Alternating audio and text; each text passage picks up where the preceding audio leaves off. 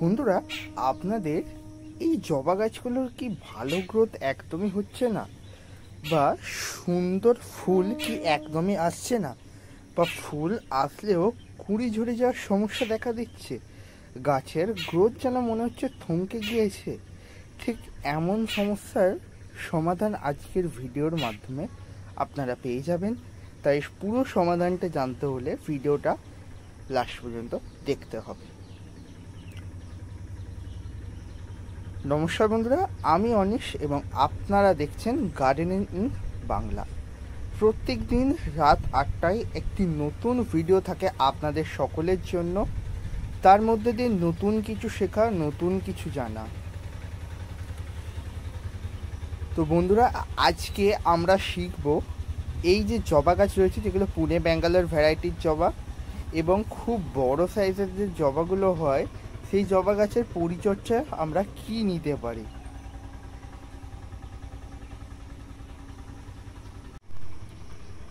জবা গাছ তো নিশ্চয় সকলেই করো, আর জবা গাছ করতে গিয়ে অসুবিধায় পড়ো না এমন মানুষ খুব কমই রয়েছে।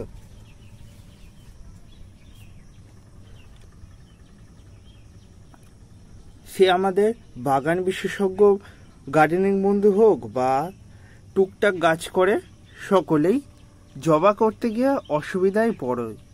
কারণ এই জবা গাছগুলো আমাদের ডমিনেন্ট, মানে আমাদের লোকালিটি অঞ্চলের গাছই নয়। ধরতে গেলে এই গাছগুলোকে আমাদের গাছগুলোর উপযুক্ত পরিবেশ দিয়ে গঠন করে তুলতে হবে খুব সুন্দরভাবে। এই গাছগুলো আমাদের প্রথমত তোমাদের বললাম পুনে ব্যাঙ্গালোর ভ্যারাইটি, মানে পুনে বা ব্যাঙ্গালোর এই রকম যে জায়গা অঞ্চল রয়েছে সেই অঞ্চলের এই গাছগুলি। তো এই গাছগুলি আমাদের এইখানে এসে সুন্দর গ্রোথ নেবে, সেটা করবো কি করে, এছাড়া গাছ থেকে ফুল আনবো কি করে প্রচুর পরিমাণে, তাও আজকে আমরা জেনে নেব। তো প্রথমত আমরা আজকে গাছের খাবার, গাছের ফাঙ্গাসের ট্রিটমেন্ট এবং গাছের কীটনাশক সম্পূর্ণটাই ভিডিওর মাধ্যমে জানবো। তার আগে যে সকল দর্শক বন্ধুরা গার্ডেনিং বাংলা চ্যানেলে ফার্স্ট টাইম ভিজিট করেছেন, অবশ্যই সাবস্ক্রাইব করে দেবেন এবং পাশে থাকা বেল আইকনটি বাজিয়ে অলে সেট করে দেবেন। তাহলে যখনই নতুন ভিডিও আপলোড করবে এরকমই গার্ডেনিং রিলেটেড, তার নোটিফিকেশানটা আপনার কাছে পৌঁছে যাবে অবিলম্বে। তো প্রথমে আমি মাটি নিয়ে কথা বলবো। মাটির যে বিষয়টা তোমাদের মাথায় রাখতে হবে, এর মাটি বানাতে হবে একদম হালকা ঝুরঝুরে ওয়েল ট্রেন। আমার যেমন এই মাটিটা রেডি করা হয়েছে, খুব সুন্দর একটু ওয়েল ট্রেন মাটি, যেটাতে কোকোপিট রয়েছে, ভার্মি কম্পোস্ট রয়েছে এবং নর্মাল গার্ডেন সয়েল রয়েছে। অনেকে আবার জবা গাছ সিন্ডারে করো, সিন্ডারে জবা গাছে আলাদা পরিচর্যা। কোনোদিন আমি তোমাদের সিন্ডার নিয়ে আলোচনা একটা আসবো। কমেন্ট করবে তোমাদের মাটি গাছের পরিচর্যা চাই, না কোকোপিট গাছের পরিচর্যা চাই, না সিন্ডার গাছের পরিচর্যা চাই। তোমরা কমেন্ট বক্স ফাঁকা রয়েছে, সেখানে কমেন্ট করবে। আমি অবশ্যই তোমাদেরকে সেই বিষয়ে ধারণা দিয়ে দেবো যতটা আমি জানি। আর জবা ফুলটা দেখো কতটা সুন্দর হয়েছে না? এই রকমই জবা ফুল হয় যখন সুন্দরভাবে গাছ গ্রোথ নেয়। প্রথমত বন্ধুরা, আমাদের 2-3টে কাজ করতে হবে আজকে এই গাছটাতে। সেইটার ক্ষেত্রে প্রথমত আমি তোমাদের বলবো, তোমাদের গাছের মাটি যদি কম্প্যাক্ট হওয়া শুরু করে দেয় তাহলে কি কাজ করবে। কম্প্যাক্ট তোমরা বুঝতে পারবে না, দেখবে হঠাৎ করে গাছের মাটিটা টাইট হতে শুরু করেছে এবং গাছের গ্রোথ থমকে যাচ্ছে। সেই সময় দাঁড়িয়ে আমরা যেহেতু সারও দেবো, তাই মাটিটাকে অল্প পরিমাণে একটু খুঁচে নেব প্রথমত। তারপর এতে আমরা যে খাবার, মানে সারটা গাছে দেবো, সেটা দিয়ে দেবো। আর বন্ধুরা, এখন আমরা যে ট্রিটমেন্ট তোমাদের দেখিয়েছিলাম গত সপ্তাহে বা বিগত 2-3টে ভিডিওতে, সেই ট্রিটমেন্টই গাছটাতে এখন চলবে। কিন্তু যেহেতু এখন ফুল আসছে, তাই ট্রিটমেন্টটা একটুখানি চেঞ্জ করার দরকার। কেননা ট্রিটমেন্ট না চেঞ্জ করলে গাছেও সুন্দরভাবে আমাদের আর ফুল দেবে না। তাই ট্রিটমেন্টটা একটু চেঞ্জ করতে হবে, যাতে করে আমরা এই রকম সুন্দর সুন্দর ফুল পেতে পারি। তো আমার বাগানে বেশ কিছু জবা রয়েছে যেগুলো এইরকম সুন্দর সুন্দর ফুল দেয়। তো এখন প্রথমত আমরা খাবারটা বানিয়ে নেব। খাবারটাও বানাবো একদমই হাই নিউট্রিয়েন্ট এবং গাছের সম্পূর্ণ, মানে খাদ্যের পুষ্টিগুণের তালিকাটা পূরণ করবে এই রকম সারটা আমরা রেডি করব।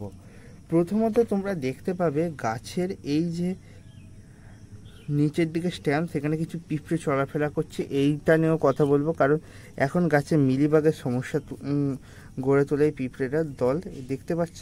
এইগুলোকে জাস্ট হাতে করে এরকম করে একটুখানি চেপে দেবে, আর এই মিলিবাগ তোমার গাছে আর থাকবে না অল্পতেই ট্রিটমেন্ট করা শুরু করলে। যদি তোমার গাছের সমস্যা অনেক হয়ে যায় তাহলে আর ট্রিটমেন্ট করেও গাছে বাঁচানো অনেকটাই কষ্টসাধ্য হয়ে ওঠে। এখন এবার বাড়া যাক খাবারের দিকে। খাবার যা বানানোর জন্য আমি প্রথমে একটা জায়গা নিয়ে নিয়েছি পাত্র, তার মধ্যে খাবারটা আমরা রেডি করব। এই সময় দাঁড়িয়ে বর্ষাকালে জবা গাছের মূল খাদ্য।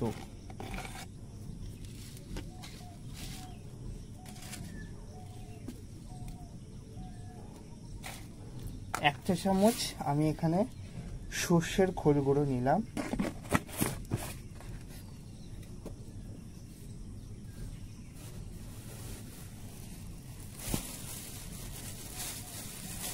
এরপর নেক্সট যে সারটি আমি নেবো সেটা হচ্ছে নিম খোল। যেহেতু গাছে পিঁপড়ের উপদ্রব দেখা দিচ্ছে, নিম খোল নিয়ে নেব 1 চা চামচ পরিমাণ।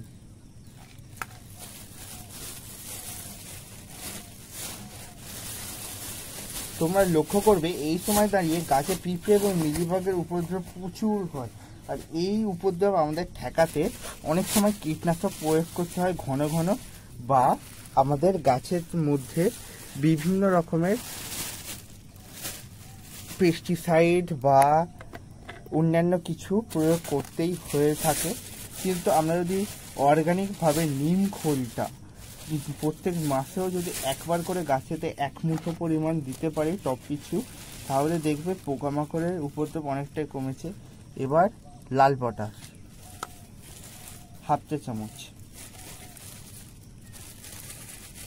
এরপরেও আমাদের আরও 2-1 রকমের খাবার মিক্স করতে হবে, যেমন এর মধ্যে আমরা বোরন, ডায়ামোনিয়াম ফসফেট এইগুলো দিতে পারি। তাছাড়াও একটা আরও স্পেশাল সার রয়েছে, যেটা আমি তোমাদের গত ভিডিওতেই দেখিয়েছি।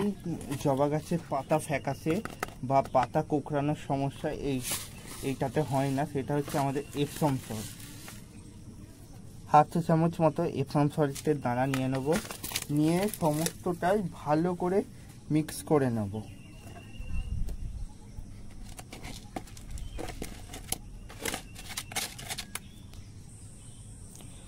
এবার টবের মাটির মধ্যে আমরা খাবারটাকে দিয়ে দেবো। এই খাবারটা তোমরা আরেকবার বলে দিচ্ছি কি কি খাদ্য নেও আমি মেশালাম। প্রথমত সর্ষের খোল নিয়ে নিলাম 1 চামচ, নিম খোল নিয়ে নিলাম 1 চামচ, লাল পটাশ 1/2 চা চামচ নিয়ে নিলাম, ম্যাগনেসিয়াম সালফেটের দানা 1/2 চা চামচ নিয়ে নিলাম। এরপর বোরন কেউ চাইলে দিতে পারো, বা ডিএপি ডাইঅ্যামোনিয়াম ফসফেট দিয়ে দিতে পারো। এক্ষেত্রে আমি বোরনটা দিয়েছি, ডাইঅ্যামোনিয়াম ফসফেটটা আর দিলাম না। তো এরপর আমরা এই টবটার জন্য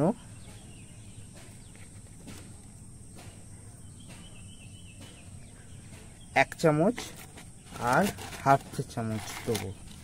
খুব বেশি দেওয়ার দরকার নেই, কারণ এই গাছটায় নিয়মিত খাবার পড়ছে, ফুড স্টোরেজ সৃষ্টি হতে পারে গাছটায়। তো এই খাবারটা তোমরা প্রতি 15 দিনে একবার গাছে দিয়ে দেবে, তারপরে সুন্দর গাছের গ্রোথ পেয়ে যাবে অবিলম্বে, আর গাছ থেকে ঝুড়ি ঝুড়ি পরিমাণে ফুল এনে দেবে তোমাদের এই সার। তো এছাড়া আমরা আর কি সার দিতে পারি গাছেতে, এইটা তো গেলে 15 দিনে একবার করে, আর প্রতি সপ্তাহে একবার করে 10-26-26 যে এনপিকে হয় সেইটার 5 থেকে 6টা দানা, বেশি নয় 5 থেকে 6টা দানা টবের মাটির মধ্যে দিয়ে দেবে, দেখবে ভরে ভরে ফুল দেবে।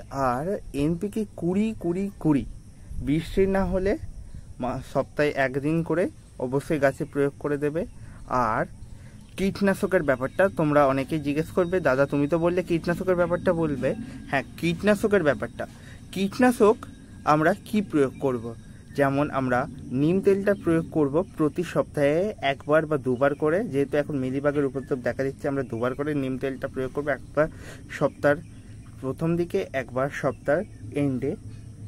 আমরা গাছে নিম অয়েল প্রয়োগ করব। এছাড়াও জৈব কীটনাশক কাকা, রাসায়নিক সুপার সোডাটা এইগুলো তো আমরা দিতেই থাকি হামেশায়। তো এইগুলো দেওয়ার নিয়ম হচ্ছে 1 লিটার জলে 1.5 ml করে প্রতি 2 সপ্তাহের ব্যবধানে একবার করে, আর ঘুরিয়ে ফিরিয়ে কীটনাশক দেওয়ার চেষ্টা করবে, কারণ এক কীটনাশকে কীটপতঙ্গের হ্যাবিচুয়েট হয়ে যায় এবং তার কারণে তারা আর আমাদের গাছ ছেড়ে যেতে চায় না, যতই কীটনাশক আমরা দিয়ে যাই না কেন। এই বিষয়গুলি মাথায় রাখবে, ছোট্ট ছোট্ট টিপস, এইগুলো অনেক সময় আমাদের কাজে লেগে যায় গাছটাকে সুন্দরভাবে গড়ে তোলার জন্য। আর টবের মাটিতে অবশ্যই মাসে একবার করে 1/2 চা চামচ যে কোনো সিস্টেমিক ফাঙ্গিসাইড বা সাপ, ব্যাবিস্টিন হতে পারে বা অ্যাগ্রোমিন গোল্ড, যেটাই হোক না কেন, টবের মাটিতে জলে মিক্স করে বা এমনি গুঁড়োটা ছড়িয়ে দিতে পারেন। ডাস্ট যেটা হয়, যেটা আমরা জলে গুলি, সেটা ছড়িয়ে দিতে পারেন। তাতে করে গাছে মাটিবাহিত যে সমস্যা বা ফাঙ্গাস জনিত সেই সমস্যা হয়, পাতা পচার সমস্যা, সেই সমস্যা থেকে আমাদের গাছ অনেকটাই রেহাই পাবে এবং গাছের সুন্দর গ্রোথ হবে অবিলম্বে। তো বন্ধুরা, আজকের ভিডিওটা এখানেই এন্ড করছি। সকলে নিশ্চয়ই ভালো রয়েছেন এবং সুস্থ সবল রয়েছেন। ভিডিওটা এতক্ষণ মন দিয়ে দেখার জন্য অনেক অনেক ধন্যবাদ আপনাকে। এবং আপনি যদি এখনও আমাদের গার্ডেন বাংলা হোয়াটসঅ্যাপ গ্রুপে জয়েন হয়ে না থাকেন, অবিলম্বে জয়েন করে নেবেন। ডিসক্রিপশানের লিঙ্ক দেওয়া রইল, পিন কমেন্টের লিঙ্ক দেওয়া রইল।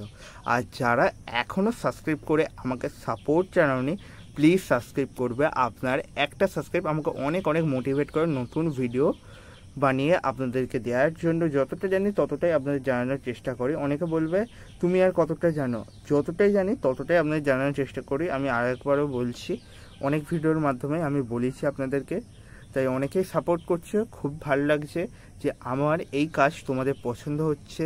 তা তোমাদের এই সাবস্ক্রাইব এবং সাপোর্টের মাধ্যমে আমি বুঝতে পারছি। অনেকে তো সুন্দর সুন্দর কমেন্টও করছো আমাকে, অনেক অনেক ধন্যবাদ। সেই জন্য আজকের ভিডিওটা এখানেই এন্ড করলাম। আবারও চলে আসবেন নতুন ভিডিও নিয়ে। ভালো থাকবেন এবং গার্ডেন বাংলার সাথে থাকবেন।